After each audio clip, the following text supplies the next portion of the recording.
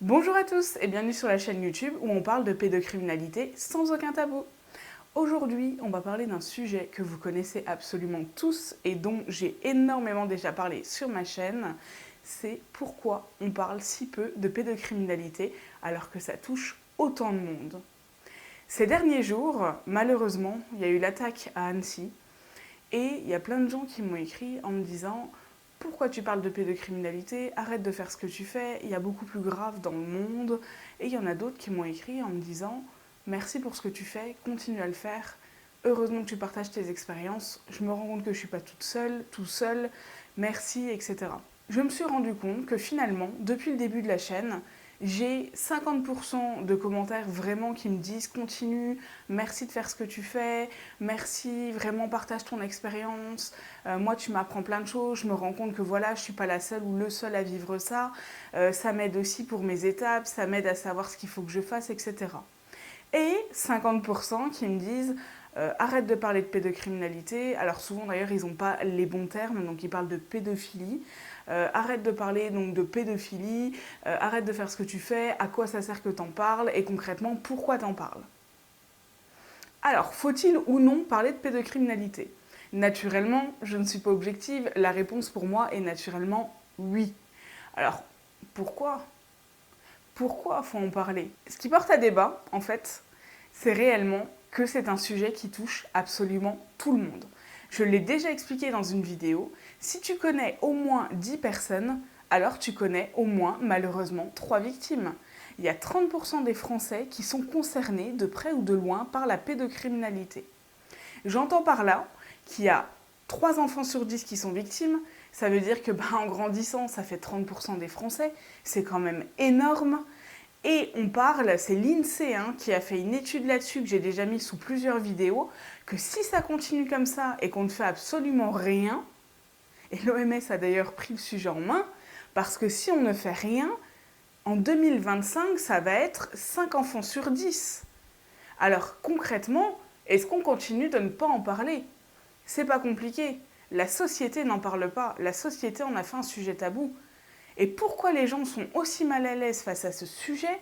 Parce que soit ils connaissent une victime, soit ils connaissent un pédocriminel. Ou alors, comme malheureusement souvent, les deux. Pourquoi? Parce que si vous connaissez une victime, dans 80% des cas, c'est un proche qui lui a fait ça. Donc déjà, si cette personne appartient à votre famille, comme ce fut le cas malheureusement pour moi, ce qu'on peut appeler mon grand-père était connu d'absolument tout le monde. Et les gens de la famille ont dû faire un choix. Qu'ils aient fait le bon ou le mauvais choix, ça c'est un autre débat, il a fallu faire un choix. Et voilà ce qui porte à débat exactement, c'est que quand on parle de pédocriminalité, il faut faire un choix. Et c'est ça qui est dingue, c'est que même, je connais quelqu'un qui a été jury dans une cour d'assises, et même quand toutes les preuves sont là pour parler de pédocriminalité, dans un jugement, c'est à double tranchant par exemple en cour d'assises, simplement parce qu'il y a toujours quelqu'un qui dira « Ok, on a tous les éléments qui prouvent que ça s'est passé, mais… » Alors, mais quoi? On estime que c'est un peu excusable. Attention à prendre des pincettes avec ce terme-là. C'est juste que on est dans une société, et pour l'avoir vécu et pour le vivre encore, dans 80% des cas, voire 90% des situations, à part les gens qui connaissent mon histoire absolument complète, ce qui représente 5% de mes amis, même ma famille ne connaît pas toute l'histoire. La plupart des gens, on ne peut pas leur raconter, même ceux qui sont venus au tribunal, concrètement, ont entendu des choses, ont appris des choses qui ont d'ailleurs été très compliquées pour eux à entendre et à digérer, mais ils ne connaissent quand même pas toute l'histoire. Je dirais qu'il y a 5% de mes amis qui connaissent l'histoire. Et ces amis-là, à aucun moment donné, voire mes amis en général, ne prendront position pour un pédocriminel. Mais j'ai longtemps été entourée de gens qui me disaient oui, mais. Dans une histoire de pédocriminalité, comme je vous dis, ce qui met mal à l'aise les gens et ce qui rend le sujet tabou, c'est qu'on est obligé de faire un choix. Et il y a l'affect qui rentre là-dedans parce que c'est souvent un proche. Et dans ma famille, ça a été leur père par exemple, ça a été leur grand-père, ça a été voilà, leur mari. Et c'est là que ça a été très compliqué parce que finalement, moi je suis venue bouleverser une dynamique qui fonctionnait très bien depuis des années, et cette dynamique du silence, de l'éléphant au milieu de la pièce, où on le savait tous mais personne ne le disait à voix haute. Et malheureusement, moi je suis arrivée et j'ai tout explosé et j'ai mis le sujet sur la table. C'est exactement ce qui se passe dans la tête des gens quand quelqu'un parle de pédocriminalité avec un avis aussi tranché que le mien finalement. Parce que les personnes à qui ils trouvaient des excuses, ou les victimes où ils se disaient « Oh là là, attention, c'est elle qui en parle ou c'est lui qui en parle. Oh attention, il ne doit pas tout nous dire. Ou bon, lui. » Et en fait, les victimes, c'est exactement ça. Quand on parle de pédocriminalité, mais comme quand une femme battue parle ou autre, on se dit toujours oui mais. Et il y a des histoires, c'est ce que j'explique, où il ne peut pas y avoir de mais. Dans une histoire de pédocriminalité, la victime ne peut pas être à 1%, même à 0,1% l'agresseur. La victime, en parlant, malheureusement, dans les affaires de pédocriminalité, devient souvent l'agresseur. C'est la personne qui va oser exploser la dynamique mise en place par le foyer, par le groupe, par la famille. Quand je dis ça, c'est vraiment valable dans n'importe quelle société. Simplement parce que aujourd'hui, la famille peut être la famille de sang, mais on peut également être dans une famille, dans un foyer, où malheureusement l'éducateur va être considéré un peu comme le père du foyer, et que si vous le dénoncez parce que c'est un pédocriminel, vous allez aussi exploser la dynamique.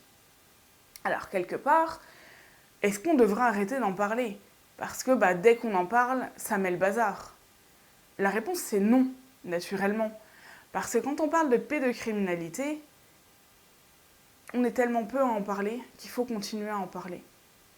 Quand une victime parle de pédocriminalité, on cherche toujours à avoir les détails et la victime est obligée de s'exprimer en détail et d'expliquer en détail tout ce qui lui est arrivé. Et je mets vraiment un point d'honneur à ce mot détail parce que souvent on vous demande des explications sur des choses qui sont plus qu'intimes, mais qui permettent de justifier que vous avez le droit de vous considérer comme victime. Du moment où vous avez subi ce qu'on appelle un attouchement, ou même une agression sexuelle, ou même une agression physique tout court, vous êtes une victime. Il n'y a pas ce débat possible. Mais la société voudrait qu'il y ait ce débat possible. Simplement parce que la pédocriminalité, ça touche les enfants. Et la pédocriminalité, c'est moche. Et ça, on le sait tous. Alors concrètement, aujourd'hui, est-ce qu'il faudra arrêter d'en parler ? Et à quoi ça sert d'en parler ? À quoi ça sert ? Je l'ai déjà aussi expliqué dans énormément de vidéos. À quoi ça sert d'en parler ? Que les victimes sachent déjà de 1 qu'elles ne sont pas toutes seules et de 2 que les pédocriminels commencent à avoir un petit peu plus peur. Aujourd'hui, un pédocriminel, avant qu'il soit condamné, il faut en moyenne 7 ans de procédure. Quand moi j'ai commencé, c'était 5 ans. Le Covid est passé entre-temps et maintenant on est à 7 ans. À savoir que même moi, si mon agresseur a été jugé, entre-temps il est décédé, et la procédure n'est pas encore terminée. C'est important de le savoir.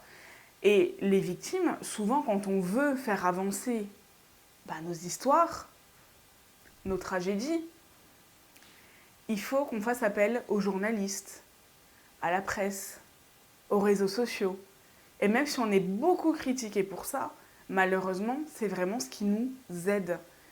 Et il y a des sujets dont la presse a un peu moins de mal à parler, que de parler de pédocriminalité. Alors pourquoi finalement la presse ne veut pas en parler ? Ou plutôt en parle avec des pincettes. Déjà en général, ils ont peur d'accuser quelqu'un de lui détruire sa vie alors que cette personne n'est pas coupable. Je comprends à 100%, tant que l'affaire n'est pas instruite, ça veut dire qu'il n'y a pas de preuves, et tant que c'est pas passé au tribunal, que la personne n'a pas été condamnée, quelque part je peux comprendre.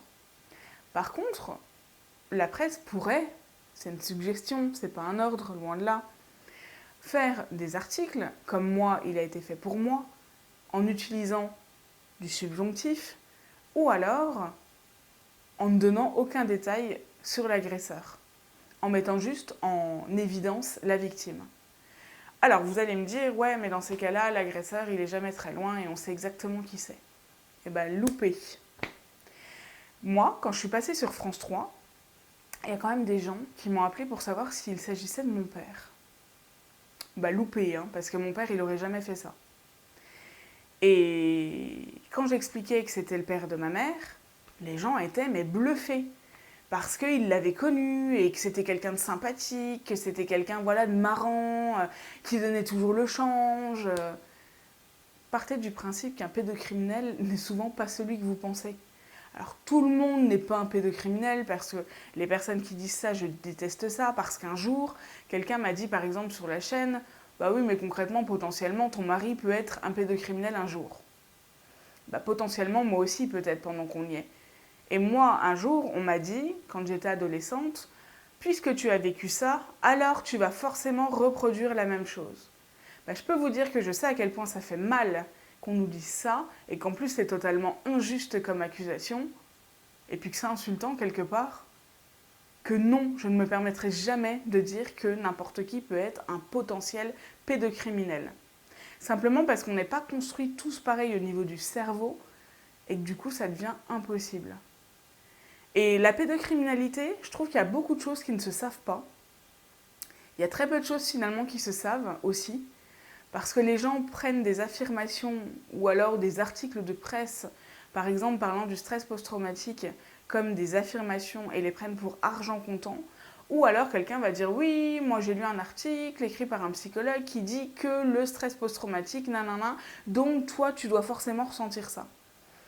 Attention, oui, je suis en stress post-traumatique, mais par rapport à un acte de pédocriminalité ou plusieurs actes de pédocriminalité, donc ça ne s'applique pas forcément à moi. Et c'est pour ça qu'il faut en parler. Parce qu'il y a beaucoup de tabous, parce qu'il y a aussi beaucoup de choses qui ne se savent pas. Et le jour où on prendra en main et où finalement on saura faire ce choix, alors est-ce qu'il arrivera ce jour où on pourra dire « moi j'apprends ça sur lui, je le dénonce », il n'y a aucun doute.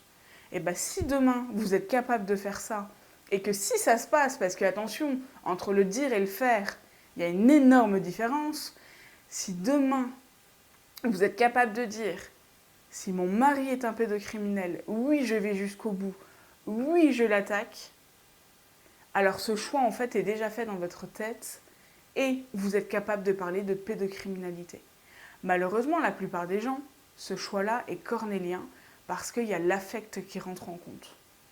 On ne peut pas leur en vouloir, mais ces personnes-là, il faut qu'elles évoluent, parce que concrètement, on peut considérer que ces personnes-là, si leur proche commet un meurtre, elles seront capables de l'aider à cacher le corps. Je vous laisse réfléchir là-dessus, et je vous dis à la semaine prochaine.